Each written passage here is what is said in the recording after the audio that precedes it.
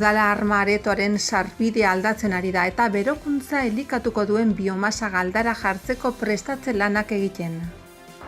Txirrindulariendako azpiegitura sendoaren aldeko apostu egin du Iruñeko udalak.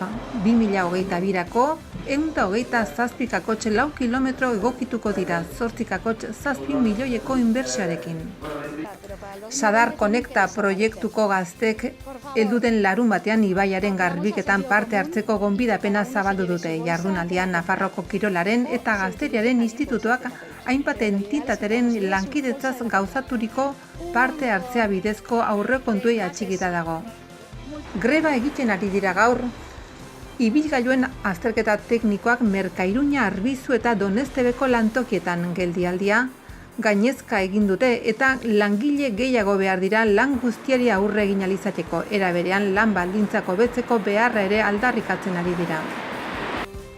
Gaur auzo bilgunea egingo da Arrotxapean. Anso Fernandez ahalduntze eta parte hartze saileko zuzendari egonen da bertan.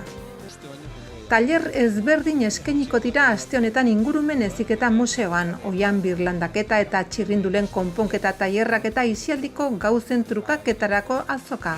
Moduz, guazen gaurko titularrekin. Iruñeko udala Zitadelako Arma aretoaren sarbidea aldatzen ari da. Biomasa galdara jartzeko prestatze lanak ere hasi egin dira. Herritarren aferen batzordeak bisita egin du goizean beroa sortzeko biomasa zentral bat Ziudadelan instalatzeko lanetara. Izan ere, hori da barrutiko eraikinak egokitzeko lehen fasea hiri-artea proiektuan garatze aldera. Lanak joan den irailean hasi ziren eta azaroaren bukaera arte jarraitzea aurreikusita dago. Veolia Servicios Norte enpresa arduratzen da lanez 184.087 eurotan. Esku hartzearen xede nagusia Ziudadela beroa sortzeko biomasa zentral batez hornitzea da. Hartara bigarren fase batean arma aretoan berokuntza instalazioa jartzeko bide emanez. Biomasa zentrala San Anton Bastioiko Kasamata Zaharraren sarbideko tunelean paratzen ari da. Horretarako tunelaren ganga iragaiztuko da, pelet galdarako keak kanpora bideratzeko tximinia bat eraikiko da. Eta tunelean zurezko irtera ate bat egingo da. Bertatik tanga peletez bete alizateko. Oraingoz barneko gunearen garbiketa eta galdarak eutxiko dituzten bankadak egin dira. Beroa sortzeko biomasa zentralaren instalaziorako prestatze lanekin batera beharrezkoak ziren beste lan batzuk ere gauzatu dira. Bizitan, herritarren aferen batzordeak ikusi ahal izan ditu arma aretoaren sarbideko maila beratzeko dagoeneko egindako lanak. Sarrera nagusia honetako zorua moldatuta aretoko ate nagusia kendu eta berriro jarri baita. Jarduketa horiek hiri-artea proiektuaren barruan daude. Ziudadela kultura garaikideko gune bihurtuko duen proiektua. Xede duena topaketarako, gozamenerako eta ezagutzarako gune irekia eskaintzea. Beti ere sormen ekimen eta esperientzitan inspiratuta. Proiektu horri aurre egiteak berekin zekarren egungo Ziudadelako eremua egokitu beharra. Irisgarritasunari eta hobekuntzei begira, hala nola, Ziudadelako eraikinetan berokuntza baratzea bertan proposatutako erabilera berriak hartu ahal izateko. Bigarren fasean berokuntza arma aretoraino eramateko lanak egingo dira eta azpiegitura zabalduko ahalko da barrutiko mistoen eraikinera ino. Guardia gorputzaren aretoraino, ate isiletaraino, laberaino eta bolborategiraino bestea beste. Finantza aldetik jasangarriak diren inbertsioen proiektuaren barruan Iruñeko udaleko osoko bilkurak 150.000 euroko partida onetsi zuen kulturarloko eraikinetan hobekuntzak egiteko. Inbertsio hau nagusiki arma aretoa berokuntzaz hornitzeko bideratuko da. Horrela, behin erabilera aukerak hobetuta, hiri-arte proiektuaren eraikin nagusia eta arte garaikidearen bildumaren egoitza izan dadin besteak beste. Txirrindulariendako azpiegitura sendoaren aldeko apustua egin du udalak. 2022ko 127,4 kilometro egokituko dira 8,7 milioi euroko inbertsioarekin. Mugikortasun jasangarriaren alde urras bat gehiago eman du Iruñako udalak. 2017-2022 planaren barne txirrindulen sarearen bigarren faseari ekingo diote datozen hilabetetan. Egun dauden 36 kilometrori 80 kilometro gehituko dira, eta hiriaren 186ra iritsi halko da txirrindulaz. Jose Abaurrea mugikortasun hiri ekologi zinegotzi ordezkaria, Alexia Kanto mugikortasun zerbitzuko arduradunak eman dute prentsaurrekoa. Aurkeztu dituzten proposamenak erakusgai egonen dira eta mugikortasun batzordeak eztabaidatuko du datorren ostegunean. Zirkulabilitatearen inguruko planari buruz, daukagun lehenbiziko fasearen lanak aurkeztea eta ja proiektatzea bigarren faseari dagokionean zer egin nahi dugun, ze epeetan eta nola zehaztuko dugun. Badakizue,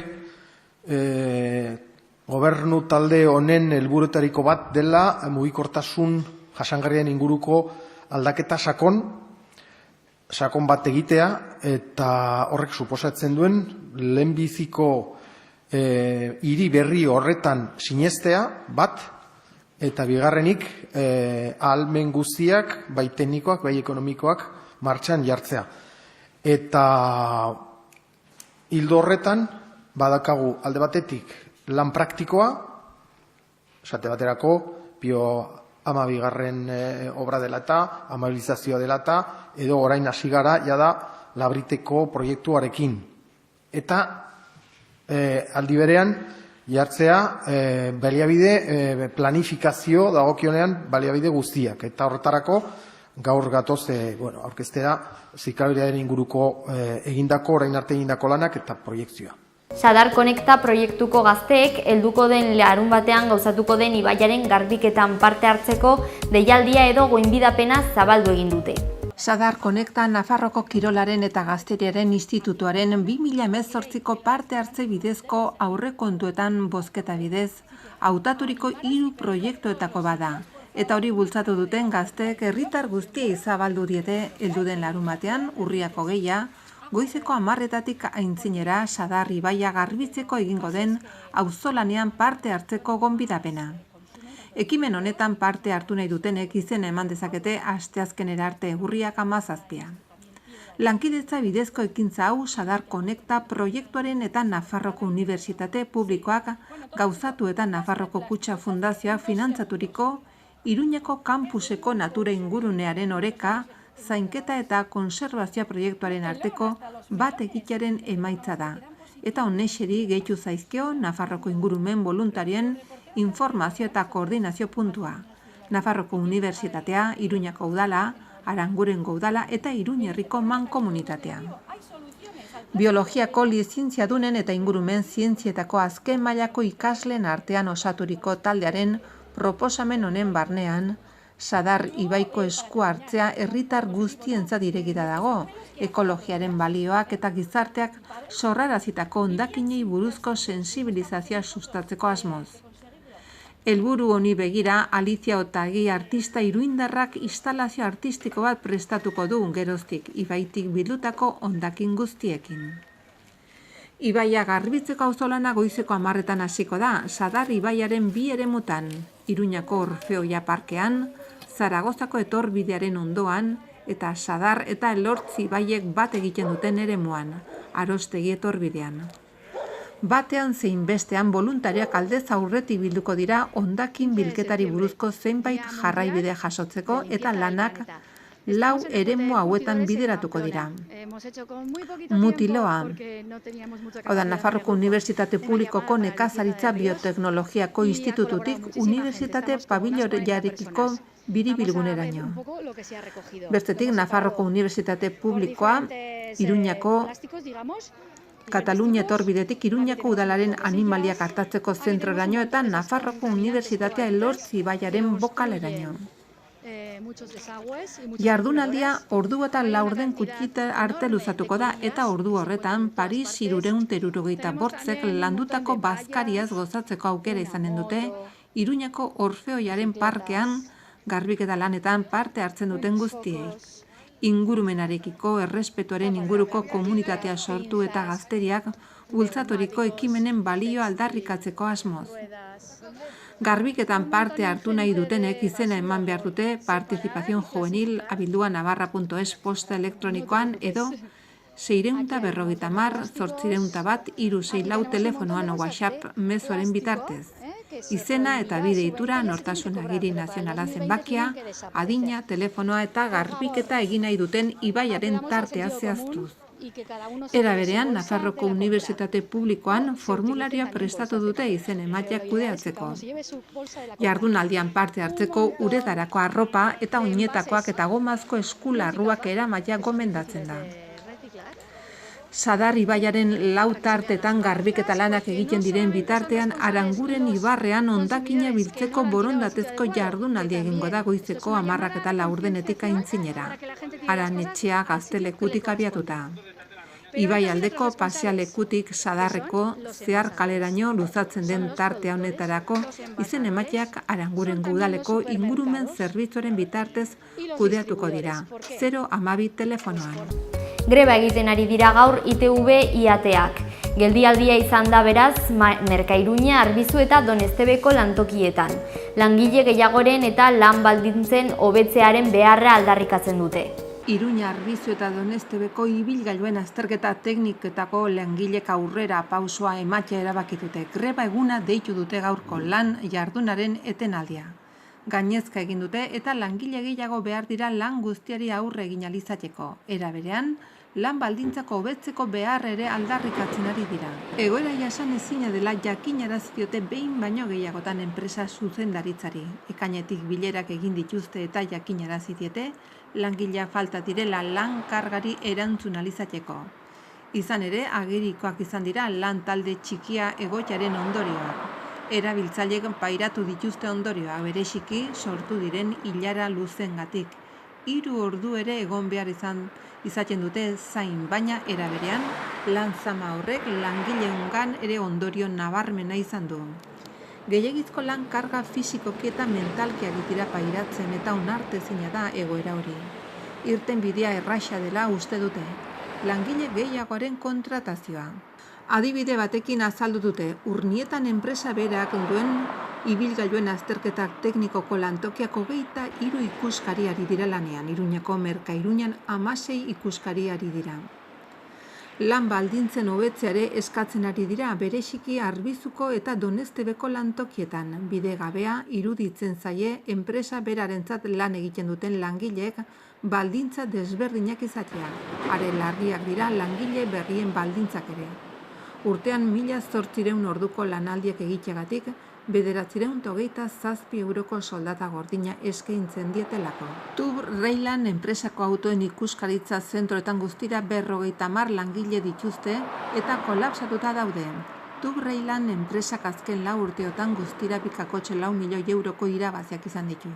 Nafarroko gobernuari ere dei egin diote, konzesio publikoa luzatu badiote enpresari beste 10 urterako gobernuak ere badu ardura, ibilgailuen azterketa tekniko zerbitzua kalitatez eskaini ahal izateko lan baldintzak ziurtatzen direla bermatu beharko luke azaldu dute. Gaur auzo bilera izango da Arrotxapean. Antxo Fernandez ahalduntze eta parte hartze saileko zuzendaria egonen da bertan. Gaur arratsaldeko 6:30 bilduko da Arrotxape auzoko eztabaidagunea Jus Larrotxako Zibiboxen. Udala auzoz auzo egiten ari den txanda oraingoan Arrotxapeari dagokio. Auzoko zinegotzia Patricia Perales bertan egonen da. Bertatik bertarako parte hartzeaz gain, auzo eztabaidagune saioak online bidezko parte hartzea eskaintzen du, erabaki.pamplona.es tresna bidez. Antxo Fernandez ahalduntze eta hiritarren parte hartze arloko zuzendaria egongo da bertan. Bera eta Perales zinegotziak martxan dauden, egin diren edo proiektatuta dauden ekintzen berri mintzatuko dira.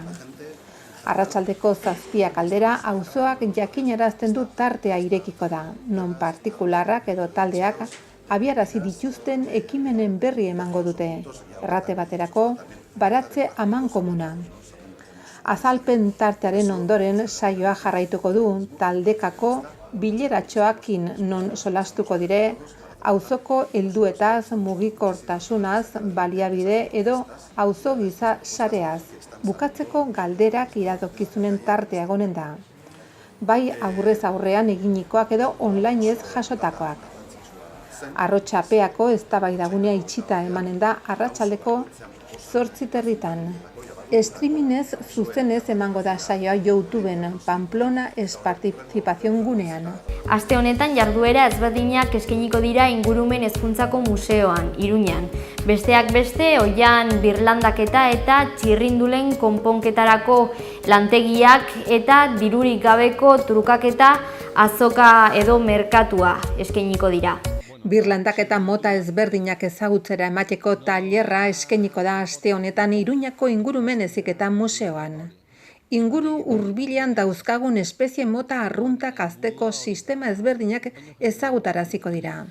Hiri basoa Ezkaba San Cristobal Mendebaldeko oihan birsorkuntzaren proiektuan kokatzen da aktibitate hau. Iruñako udalako lorategien zuzendari teknikaria Mikel Baztanek zuzenduko du tailerra arratsaldeko 7:00. Sarrera librea da. Aste honetan beste bi aktibitate eskainiko dira Ingurumen Heziketarako Museoan. Ostegunean bizitxoko txirrindula konponketarako esperientzi trukaketa egingo da arratsaldeko 6:00 8:00. Txirrindula konponketetan aditua Juanjo Iriartek zuzenduko du saioa. Parte hartzeko ez da beharrezkoa izen ematea aldez aurretik. Bestetik ostegunerako bigarren proposamena jostailuen elkar trukerako azoka goizeko 10:00 ordu eta arratsaldeko 6:00 8:00. Egoera onean dauden aisialdik gauzak eraman daitezke, hau da jokoak, liburuak, ipuinak, puzleak. Trukaketak, zuzenak eta orekatuak izaten lagunduko du Ingurumen Heziketarako langile batek.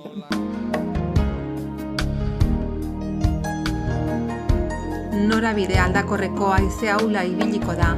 Egunean zehar arratsaldean ipar osagaiti finkatuko da tarte biziekin.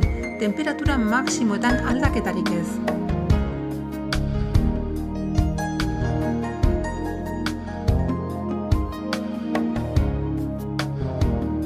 Asteazken goizan lanbroa eta lainoa sortuko dira. Egunaren lehen partean zeruan laino gutxikin egongo da, tarte lainotsuren batekin goizaldean eta goizan goiz.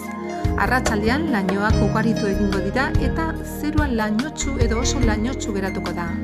Arratsalde gauean zaparrada txikiren bat bota dezake zenbait tokitan ertainak. Temperaturan aldaketarik ez.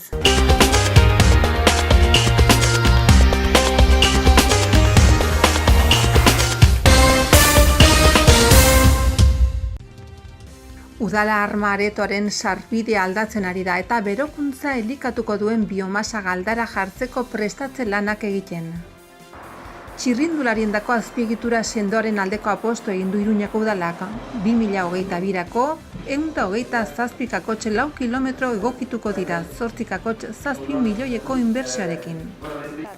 Sadar Konekta proiektuko gaztek helduden larun batean ibaiaren garbiketan parte hartzeko gonbidapena zabaldu dute. Jardunaldian Nafarroko Kirolaren eta Gazteriaren institutuak hainbat entitateren lankidetzaz gauzaturiko parte hartzea bidezko aurrekontuei atxikita dago.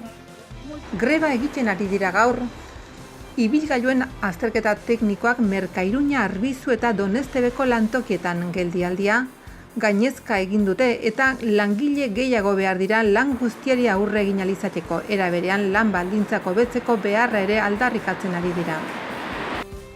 Gaur auzo bilgunea egingo da Arrotxapean. Anso Fernandez ahalduntze eta parte hartze saileko zuzendari egonen da bertan. Tailer ezberdin eskainiko dira aste honetan Ingurumen Heziketa Museoan, oihan birlandaketa eta txirrindulen konponketa tailerrak eta isialdiko gauzen trukaketarako azoka.